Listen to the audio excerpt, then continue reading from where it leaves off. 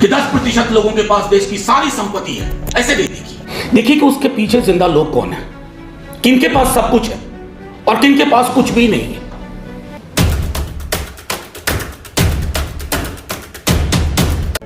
तो आपकी संसद को पेरियार स्वीकार नहीं, और इसलिए मैंने कहा कि हालात अगर यूं ही रहे, मैंने उसी दिन कहा था कि कल को अगर मेरे बक्से में एनहिलेशन ऑफ कास्ट होगी तो आप मुझ पर भी यूएपीए लगा दोगे। तो जब राजन भाई ने जैसा कहा, आप प्राइवेट सेक्टर में आरक्षण की मांग करके, ये बहुत सरकार को झकझोरने वाला नहीं है। सरकार को बताना है कि तुम जिंदा नहीं हो। ये बात जमीन पे ले जानी होगी। एक बात और जान लीजिए, मेरिट शब्द के अंदर जो विमर्श होता है ना, उससे बड़ा फ्रॉड विश्व इतिहास में कुछ नहीं।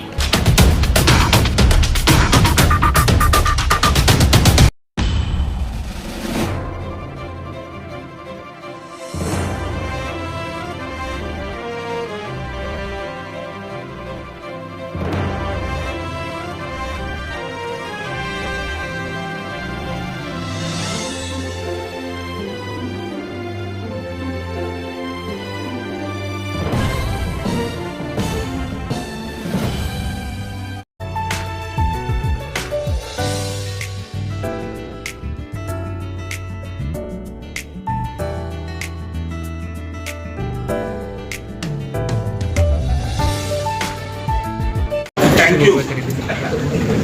कितना लंबा चौड़ा बना लिया था। शुक्रिया बहुत बहुत आप सबों का, Rahul, for this organization and calling me here. मेरा आपसे एक सवाल है, you want me to speak in English और हिंदी? हिंदी। तो हिंदी थोड़ी, हिंदी बोलेंगे तो यहाँ बैठे इधर लाखों लोग इसे मैं वही कह रहा हूँ कि हिंदी जो होगी वो थोड़ी हिंदुस्तानी टाइप होगी, क्योंकि हिंदुस्तान ही आजकल गुम हो रहा है। तो मैं दो चार बातें जो कहूँगा, हिंदुस्तान को तो गुम हो जाना चाहिए, भारत को जिंदा हो जाना चाहिए। भारत मतलब एक ही, मैं क्योंकि एक महत्वपूर्ण चीज़ है जो मैं एक दो फोरम पर मैंने पहले भी कहा है और आज के आपके समक्ष भी रखूँगा। और शायद आप में से कुछ लोग वाकिफ भी हों इस घटना से, लेकिन इस घटना से शुरुआत करने के पीछे मेरी मंशा बहुत स्पष्ट है। सतारा के स्कूल में बाबा साहब भीमराव अंबेडकर, बहुत कम लोगों को पता है कि वो मैथमेटिक्स में बहुत शौक थे, बहुत शौक। तो पीछे क्लास में थे, पीछे ही रहना था उनको। जो हिरार्की तब थी वो कमोबेश आज भी है। तो टीचर ने बुलाया कि भीम आओ इस सवाल को सॉल्व करो ब्लैक बोर्ड पे। तो पीछे से ज्यों ही चलने को शुरू हुए तो जितने अपर कास्ट के बच्चे थे वो भागते हुए पहले आए ब्लैक बोर्ड के पास, क्योंकि ब्लैक बोर्ड के पीछे उनके टिफिन बॉक्सेस थे और उनको लगा अगर भीम ब्लैक बोर्ड पे वो सवाल हल करेगा तो टिफिन बॉक्स उनके पॉल्यूट हो जाएंगे, प्रदूषित हो जाएंगे, खाने लायक नहीं रहेंगे। घटना उतनी महत्वपूर्ण थी, लेकिन जब कोलंबिया में वो अपने मेमोयर में कहीं जिक्र करते हैं कि कहे कि टिफिन की जो वो निकालने की खनक थी ना, क्रैकलिंग साउंड, वो उनके जहन से कभी गई नहीं। आप कहेंगे मैंने ये कहानी क्यों सुनाई? ये कहानी आज इसलिए मैंने सुनाई है ना कि अब बस टिफिन बॉक्सेस के बदले कुछ और हो रहा है, लेकिन हो वही रहा है। कई लोग कहेंगे कि आर्टिकल 17 आ गया और सब कुछ खत्म हो गया। तो ये जो नॉन फाउंड सुटेबल विश्वविद्यालयों में चलता है ना, एनएफएस, वो टिफिन बॉक्स का नया संस्करण है और वो डिनायल होता है। मैं इस कहानी से शुरुआत करने के पीछे मेरी मंशा स्पष्ट थी कि सबसे पहले तो हमें ये जानना होगा कि हमारा डिनायल कहाँ कहाँ हो रहा है, हमारे साथ डिस्क्रिमिनेशन की वजह क्या है। अगर आप वजह नहीं जानेंगे तो ये पॉलिटिकल और कल्चरल लड़ाई है। कल्चरल और पॉलिटिकल मैं दोनों कहता हूं इसलिए क्योंकि कल्चरली भी आपको लड़ना है। कल्चरली नहीं लड़ेंगे तो जो हेजिमनिक कंट्रोल है कल्चर का, प्रभुत्वशाली, प्रभुत्ववादी नियंत्रण की जो पद्धति है, धीरे धीरे हम उसको नेचुरल मानते चले जाएंगे और वो हो रहा है। एक छोटी बात मैं कहता हूं, फिर कुछ इस पर चर्चा होगी। बुद्धिज्म का जन्म इसी पृथ्वी पे हुआ था ना, 6th सेंचुरी बीसी। आज उसका प्रसार कहां है हमारे देश में? क्या ये सवाल हमको परेशान नहीं करना चाहिए? अब अपने व्यक्तिगत जीवन में मैं धार्मिक नहीं हूं, लेकिन ये सवाल सांस्कृतिक सवाल है, राजनीतिक विरासत का सवाल है, ऐतिहासिक स्मृति का सवाल है। कई लोग कहते हैं कि फलानी मस्जिद, फलाना मंदिर, सारे बौद्ध स्तूप कहां चले गए? क्या ऐतिहासिक साक्ष्य है हमारे पास? बिहार कहां पे चले गए? तो जाहिर तौर पर चलिए मैं एक बात मानता हूं कि अब उल्टे पांव की यात्रा से कोई फायदा नहीं, लेकिन सीधे पांव की यात्रा में हमें चलने तो दो, हमारी बात सुनो तो। मुझे आज भी स्मरण है, राधिका जी आज आई नहीं, जब उस वर्ष ये घटना हुई पूरा देश आंदोलित हुआ, सदन में कई दफा इसकी चर्चा हुई, लेकिन क्या रोहित के बाद इस तरह की चीजें नहीं हुई? रोहित के बाद भी हुई ना। वो इसलिए हुई कि हमने अभी तक इसको एक जो उपकरण के रूप में लेते हुए एक ताकत जो दिखानी चाहिए वो नहीं दिखा पाए। और मैं अभी पिछले दिनों भी हम लोग थे, रायन भाई, हम लोग एक साथ दिल्ली यूनिवर्सिटी के मसले पे एक साथ थे। ये जिस सरकार या जिन सरकारों से आप लड़ते हैं, ये लड़ाई संसदीय तरीके से सिर्फ नहीं लड़ी जा सकती। सड़क पर अगर बवाल नहीं होगा, उफान नहीं होगा, आप सड़क पर नहीं होंगे तो संसद भी आपकी नहीं होगी, सरकार तो कभी आपकी नहीं होगी। फिर हम एक बार चुनाव के बाद बैठ करके सोचेंगे अच्छा अब अगली बार फिर देखते हैं, ऐसा होता नहीं है। वो लड़ाई कंटिन्यूअस लड़ाई है। मैं लोहिया जी को लाऊंगा ये कहने के लिए, वो बहुत कमजोर था विपक्ष 60 के दौर में, लेकिन विपक्ष जिंदा रहा क्योंकि सड़कें खामोश नहीं हुई। आज सड़कें खामोश हो रही हैं और खामोश सड़कें सत्ता को सूट करती हैं। अब रायन भाई ने बहुत सारी चीजें कही, चलिए कुछ चीजों को देखते हैं। आप सबने ऑक्सफैम रिपोर्ट के बारे में पढ़ा होगा, इनकम इनइक्वालिटी। आंकड़ों में मत देखिए, अपने आस पड़ोस देखिए। आंकड़े थोड़े दूर दिखते हैं कि 10% लोगों के पास देश की सारी संपत्ति है, ऐसे नहीं देखिए कि उसके पीछे जिंदा लोग कौन है, किनके पास सब कुछ है और किनके पास कुछ भी नहीं है। अभी बिहार में जातिगत सर्वेक्षण हुआ एक, जब सर्वेक्षण में सिर्फ नंबर आए तो लोगों को कुछ समझ में नहीं आया। जो 88% वाली बातें कही है रायन भाई ने, खूबहू 100% सच है, लेकिन वो 88% दिखते नहीं। बल्कि मैं एक उदाहरण दूं हंसते हुए, एक सज्जन ने मुझको, एक पत्रकार ने इंटरव्यू में कहा कि नहीं उनका कहना है, फलानी जाति का कहना, करें वो तो इतने लोग हैं, इतना कम कैसे हो सकता। तो जो विजिबिलिटी है ना, इसका व्याकरण बिल्कुल अलग है। आप अपने को और अपने जैसों को विश्वविद्यालय में देखते हैं, आप अपने को और अपने जैसों को न्यायालय में देखते हैं, आप अपने को और अपने जैसों को संसद में देखते हैं, आप अपने को अपने जैसों को बाजार चौक चौराहे पे देखते हैं। तो वो जो लिमिटेड विजिबिलिटी है वो आपको लगता है अनलिमिटेड है, हम तो बहुत हैं। असल में क्या है, जो नहीं दिखते हैं उनका आंकड़ा लोगों के पास नहीं है। और वो क्यों नहीं दिखते हैं उसका एक सीधा सा व्याकरण है, उन्हें नहीं दिखाना है, वो गणना में नहीं आएंगे। तो मैंने उस बिहार के सर्वेक्षण का जिक्र किया कि अब उसके बाद वहां भी चर्निंग हो रही है। लोग ये कह रहे हैं कि अगर मैं इतना हूं तो फिर वहां क्यों नहीं हूं, वहां क्यों नहीं हूं। ये सवाल हर कौम, हर जाति को हर जगह, हर राज्य में, हर संस्थान में पूछना होगा।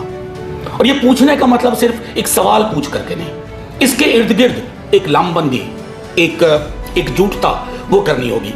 इससे पहले कि मैं विमर्श से निकल जाए, उस दिन मैं बताना भूल गया, हमारे पार्लियामेंट में एक हमारे डीएमके के सहयोगी हैं अब्दुल्ला जी, कश्मीर पे चर्चा हो रही थी, उन्होंने पेरियार को उद्धृत किया और पेरियार का उस उदाहरण को मैं आपके समक्ष रखता हूं हिंदुस्तानी में, हिंदी में। उसने कहा कि हर पेरियार को कोट करते हुए, अब वक्त आ गया है कि हर कौम, हर जाति अपनी नियति का निर्णय स्वयं करे, खुद मुख्तारी। अब उसको हमारे बीजेपी के साथियों ने कश्मीर के लिए सेल्फ डिटर्मिनेशन से जोड़ करके उनको रिडिक्यूल कर दिया। हाथ जोड़ के मैं कहता रहा, लिख लिख के भेजा लोगों को, ये पेरियार का कोट है। तो आपकी संसद को पेरियार स्वीकार नहीं। और इसलिए मैंने कहा कि हालात अगर यूं ही रहे, मैंने उसी दिन कहा था कि कल को अगर मेरे बक्से में एनहिलेशन ऑफ कास्ट होगी तो आप मुझ पर भी यूएपीए लगा दोगे। वो आप कास्ट वास्ट नहीं देखोगे, सोचे कि एनिहिलेशन प्लान कर रहा है, ये कत्लेआम प्लान कर रहा है। तो मैं इसलिए मतलब थोड़ा हास्य के रूप में भी ये इसलिए कह रहा हूं कि ये लड़ाई 1-2 दिन की नहीं है। अब मैं तीसरी चीज और यहीं खत्म भी करूंगा। हाँ, उससे पहले कि तीसरी चीज पे आऊं, हमारे संविधान में एक शब्द पे बहुत चर्चा हुई थी संविधान सभा में, फ्रेटर्निटी। और फ्रेटर्निटी से जुड़ा शब्द है डिग्निटी, उसी से डिराइव होता है, कई जजमेंट हैं उसके। फ्रेटर्निटी को सिवाय प्रियम्बल में पढ़ने के हमारी किसी पॉलिटिकल पार्टी ने उसको जमीन पे नहीं उतारा। फ्रेटर्निटी में सबसे बड़ी बाधा है जाति, बंधुत्व, या मैं उसको थोड़ा विस्तार दूं, बहनापा। वो तब तक संभव नहीं है जब तक आपके बीच में हिरार्की है, ऊंच नीच, सामान्य जाति निम्न जाति, ये विमर्श जब तक है तब तक फ्रेटर्निटी को लेकर के हमारा जो पूरा रिपोर्ट कार्ड है वो बहुत कमजोर है। कोई भी पॉलिटिकल पार्टी हो, मैं किसी एक को नहीं कहूंगा। फ्रेटर्निटी को नीचे उतारने के लिए क्या करना होगा? जातिगत विषमता को एकेडमिक नजर से नहीं देखना है, सिर्फ एक तेवर के साथ, एक पॉलिटिकल इंस्ट्रूमेंट के रूप में जब तक हम उसको नहीं देखेंगे, फ्रेटर्निटी की संकल्पना प्रियम्बल से निकल करके हमारी जमीन पे नहीं उतरेगी। और यह सामूहिक चिंता का विषय होना चाहिए, क्योंकि इससे डिग्निटी निर्धारित होती है। हमारे समाज में डिग्निटी को लेकर के भी, मतलब आप देख लें, कई ऐसे पेशे हैं उसमें पहले से तय है कौन जाएगा, और उसमें हुई मौतों, उस पेशे से हुई मौतों पर सिवाय चंद मुआवजे के और अखबार का एक छोटा सा कॉलम, टेलीविजन का एक स्क्रोल नीचे, उसके अलावा कुछ हासिलात नहीं है। तो ये मैं फ्रेटर्निटी और डिग्निटी की बात कर रहा हूं, और रायन भाई ने लगभग सब कह दिया। मैं बस एक चीज कहूंगा, ये जो प्राइवेट शब्द है ना, ये प्राइवेट है ही नहीं। एक सवाल पूछा जाए, how private is the private? जमीन सरकार की, पैसा बैंकों का। जमीन सरकार की, नहीं वो कविता वाला नहीं है, ये सबको लगा होगा कि वैसा ही कुछ जा रहा है। जमीन सरकार की, पैसा बैंकों का, नीति निर्धारक सरकार के, ये प्राइवेट कहां से हुआ भाई? टैक्स हॉलिडे सरकार का, देखते जाइए, tax holiday for a long period, इसमें प्राइवेट कहां से? असल में श्रम और पूंजी की लड़ाई में ना, इतिहास गवाह है कि पूंजी जीत जाती है, श्रम हार जाता है। और वो भी श्रम अगर अनुसूचित जाति, जनजाति और अत्यंत पिछड़े वर्ग का हो तो उसकी हार नियति की तरह सुनिश्चित कर दी जाती है। तो जब राजन भाई ने जैसा कहा, आप प्राइवेट सेक्टर में आरक्षण की मांग करके, ये बहुत सरकार को झकझोरने वाला नहीं है। सरकार को बताना है कि तुम जिंदा नहीं हो, जिंदा होने का एहसास कराना है। क्योंकि प्राइवेट नाम की 10,000 करोड़ का कर्ज हो गया इस प्राइवेट पे, वो व्यक्ति भाग गया, सरकार लोन माफ कर देती है। तो उसके लिए शब्द बड़ा बढ़िया, आपको, आप में से कईयों को पता होगा, इसको हेयर कट कहते हैं। फाइनेंस उनके टर्म में इसको हेयर कट कहते हैं। एक दिन मैंने अपने वित्त मंत्री साहिबा से कहा कि हेयर कट मत किया तो गंजा किए जा रही है एक बार। ये हेयर कट नहीं है, टॉन्सरिंग है पूरा का पूरा। तो ये मिथक नहीं है। पब्लिक एम्प्लॉयमेंट के संदर्भ में आर्टिकल 15 और आर्टिकल 16 बना था, equality before law, equality of opportunity. उसके बाद सब क्लॉज 4। अब तो पब्लिक एम्प्लॉयमेंट को आपने अलविदा कह दिया, खुदा हाफिज कह दिया, है ही नहीं। तो अगर नहीं है तो पब्लिक के नाम पर, पब्लिक के मनी से जो चीजें खड़ी हो रही हैं उसमें हमारा हक चाहिए। लेकिन इसके लिए मैं समझता हूं कि इस कारवां को बाहर ले जाना होगा। क्योंकि मैंने अभी हाल में ही धर्मेंद्र प्रधान जी से संसद में पूछा कि ये जो प्राइवेट फॉरेन यूनिवर्सिटीज आ रही हैं इसमें आरक्षण होगा कि नहीं, तो उन्होंने कहा कि वो तो अपने कायदे से चलेंगी और ऐसा नहीं होगा, वैसा नहीं होगा। और मुझी से कह दिया कि आपको अपना चश्मा बदलने की जरूरत है। मतलब आपने एक गुनाह किया ये सवाल पूछ करके। मैंने अकेले पूछा तो गुनहगार था, अगर करोड़ों लोग ये सवाल पूछेंगे तो ये गुनाह नहीं रहेगा, नमो बुद्धाय की तरह गूंजेगा। ये करोड़ों लोग तो पैदा करने होंगे, और करोड़ों लोग सिर्फ ट्विटर और इंस्टाग्राम पे पैदा नहीं होंगे। ये बात जमीन पे ले जानी होगी। एक बात और जान लीजिए, मेरिट शब्द के अंदर जो विमर्श होता है ना, उससे बड़ा फ्रॉड विश्व इतिहास में कुछ नहीं। Merit is a myth. 100 दफे मैं ये बात कह चुका हूं। हमारे बीच में कई लोग होंगे जिनके घरों में किताबें बहुत हैं, उनके घर के बच्चे गिरते पड़ते भी किताब ही पकड़ेंगे। किताब पकड़ेंगे तो 2 सफ़ा खोलेंगे भी, लेकिन हमारे बीच में ही ऐसे भी लोग हैं जिनके घर 3 जनरेशन से कोई किताब नहीं है, कोई अखबार नहीं है। ये अनइक्वल की लड़ाई है और ये इनइक्वालिटी हजारों साल के कल्चरल रिलीजियस मैंडेट पे है। उस मैंडेट को तोड़ना होगा और मेरिट के लिए बार बार कहना होगा कि मेरिट संसाधनों का है, मेरिट आपकी संपत्ति का है, मेरिट आपकी संगति का है, मेरिट आपके परिवार का है, मेरिट आपके पड़ोस का है।